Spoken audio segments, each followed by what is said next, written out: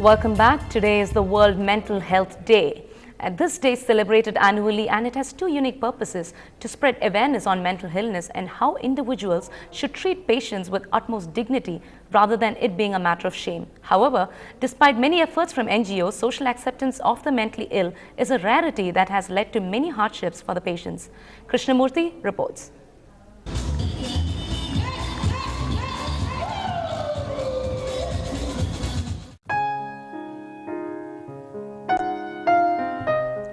Sheila, who suffers from a mental illness, was abused and unfairly looked upon by society before she was rescued by an NGO 10 years ago.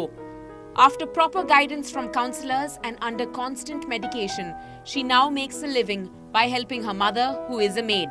இப்போ கொஞ்சம் normal state நல்ல நிலைமைக்கு வந்துருவேன்ற நம்பிக்கை எனக்கு இருக்கு. துணி துவைக்கிறேன், பாத்து தைக்கிறேன், வீடெல்லாம் பெருக்கிறேன், வீட்டை சுத்தம் பண்ற. வாழ்க்கையில எப்படி என் ஃபியூச்சர் பிரைட்டா இருக்கறனால நான் ரொம்ப proud of my. But unfortunately, not all affected by mental illnesses are as lucky as Sheila. NGOs say that many suffer from the trauma of living in a society that considers them undeserving and are denied jobs. People often ridicule them, so there is never an acceptance for them. The other thing is that what they face as a challenge is that beyond all this stigma and lack of acceptance, if they have to come up in life, then they have to really work hard, not just on themselves, like as in take medicines regularly, etc., but also change the mindset of people. Unless people accept them as they are, it's going to be very difficult for them. NGOs feel there are two sides to the coin. While motivating those who are mentally ill to ignore the callous attitude of society, they also complain of promised help from the government that remains only on paper. The government has actually increased the disability pension for disabled people to 1,000 rupees in the recent new government. But what problem we have been facing from the last few years is that mentally ill people, though they come under the PW, the Persons with Disabilities Act, and they are supposed to get a disability pension, persons with mental illness are not getting it. The World Health Organization estimates that 1 in 4 people will need mental health care at some point in their lives. Elimination of social stigma could pave way for better understanding of the patients, helping the path of recovery. In Chennai with Krishnamurthy, Natasha Doraiswamy for NDTV Hindu. It is indeed a challenge to break a stigma. Moving on to, we have news from Supreme Court, which has stayed the execution of 2611 convict Pakistani terrorist Ajmal Kasab.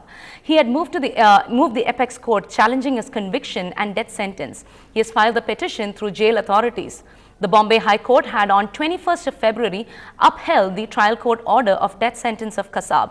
However, the stay is procedural, as the court would have to do it to start hearing Kasab's plea.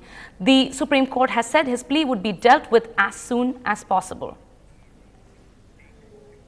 Controller and Auditor General Vinod Rai will now appear before the Parliamentary Public Accounts Committee to explain the auditor's 2G loss report. PAC Chairman M.N. Joshi said the Chief Auditor had voluntarily agreed to appear before the panel. Sanjay Nirupam, a Congress member of the panel, had earlier raised questions on the credibility of the CAG report. This was after reports that Vinod Rai had discouraged the Director General Audit from seeking comments from the Department of Telecom on losses. BJP members had also wanted Kapil Sibal to be called to witness box since he had said that there was a zero loss. There are surprises from the Telecom Minister Kapil Sibal as he unveiled draft telecom policy today. Under this new policy, government will review roaming charges with an objective of making roaming free. Other key feature would be broadband on demand. There will be one nation, one license across services and service areas. One nation, one license. One nation, full mobile number portability. One nation, free roaming. Meanwhile, pressure is growing on centre to take a decision on the demand for a separate state of Telangana. Actor Chiranjeevi joined the discussion today between Pranab Mukherjee, Chidambaram, Ghulam Nabi Azad and Telangana MPs. The Congress core group is also expected to meet this evening on the Telangana issue. Congress Chief Sonia Gandhi is expected to chair the high-power meeting.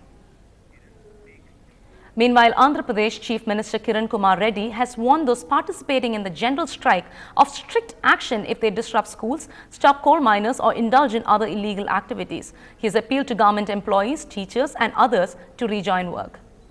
We are going to go very tough on anyone who is going to obstruct the schools, private schools, because the children and the parents are worried. The parents are worried about the future of the children. The children are worried about the syllabus being completed, about the attendance, about their competitive spirit. A court in Ahmedabad has adjourned bail hearing of anti-Modi police officer Sanjeev Bhatt till tomorrow. The public prosecutor argued saying Bhatt is a clever person and Bhatt should not get bail as he's tampering with evidence. Meanwhile, a petition by the police for his remand has been adjourned to November 30th. Sanjeev Bhatt, viewed by many as a whistleblower, has accused Gujarat Chief Minister Narendra Modi of complicity in the riots of 2002. He was arrested on September 30th in Gandhinagar following a complaint of abducting and forcefully recording the statement of a constable. He has alleged the charges are trumped up. Badshah meets superstar, and when we return, we will have more on what happened when the superstars unite on and off screen. Stay tuned.